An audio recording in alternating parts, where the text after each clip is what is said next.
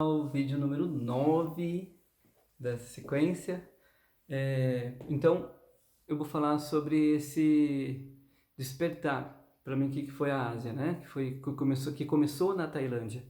Na Tailândia, né, depois de 3 dias em Bangkok, onde eu liguei pro projeto e falei com o Jason, que é o diretor do projeto, que é o diretor do projeto que existia, né, que terminou esse ano, que eu queria ficar 3 dias por causa do fuso horário e para poder curtir um pouquinho a cidade. Ele falou, tudo bem, e aí na sexta-feira você vem pra cá tal, e beleza. Então eu curti durante 3 dias como turista mesmo, saí no primeiro dia eu dormi, no segundo dia eu saí para passear, já conheci uma galera eu acabei passando mais 2 dias com esse pessoal, 2 pessoas, né? O Matias, um alemão, super, super gente boa, e o Thiago, que é um brasileiro que eu conheci por causa da camisa do Santos. E depois eu peguei um ônibus e fui parar no projeto no interior do país, na divisa com a Camboja, né? E lá eu fui com medo, normal. E quando eu cheguei na escola e eu fui apresentado para as crianças, eram 58 crianças, né? Era uma escola pequena, no meio do mato, assim, na zona rural. Eu tive um despertar diferente, porque eu percebi que aquele medo que eu estava sentindo era um medo muito bobo.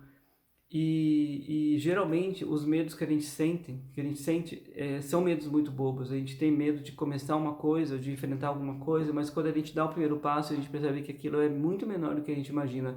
E a gente costuma criar um monstro gigante, feio, sabe? E às vezes não é assim, né? Algumas vezes pode até ser, mas geralmente não.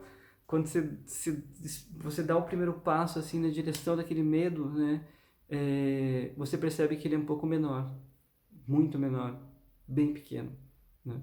Isso me lembra de uma vez quando eu fazia terapia com uma psicóloga, há muitos anos atrás, antes de eu ir embora do Brasil. E eu fui uma vez pra minha terapia e eu tava surtado, assim. Eu lembro que eu fui dirigindo, chorando, assim. Falei, meu, o que aconteceu? Eu preciso deitar no divã. Que eu fazia terapia sentado numa poltrona, né? E tinha o divã de lado, assim. Mas eu nunca tinha experimentado sentado, deitado naquele divã. Eu sempre tava ali, sentadinho na poltrona, né? Aquele dia eu falei pra ela, hoje eu preciso do divã. Ela falou assim, então deita no divã. Aí eu deitei, ela falou, não, com a cabeça pra cá. Então eu ficava com a cabeça pra cá e ela atrás de mim. Eu não tava vendo ela. Eu gosto de ver a pessoa quando eu tô falando. E quando eu contei pra ela o que tinha acabado de me acontecer, era muito, muito, extremamente menor do que eu tinha na minha cabeça. O monstro todo era um bichinho, era uma baratinha. Eu peguei, parei assim, olhei pra ela e falei, que ridículo. Ela só fez assim, ó. Pois é. Ela só concordou. E isso que a gente faz, a gente cria um monstro, né? De medo, né?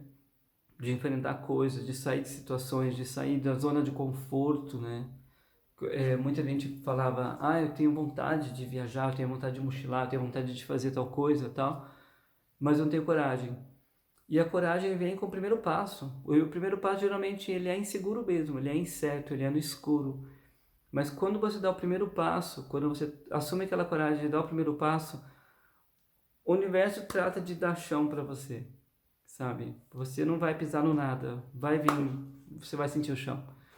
E aí você vai começar a caminhar.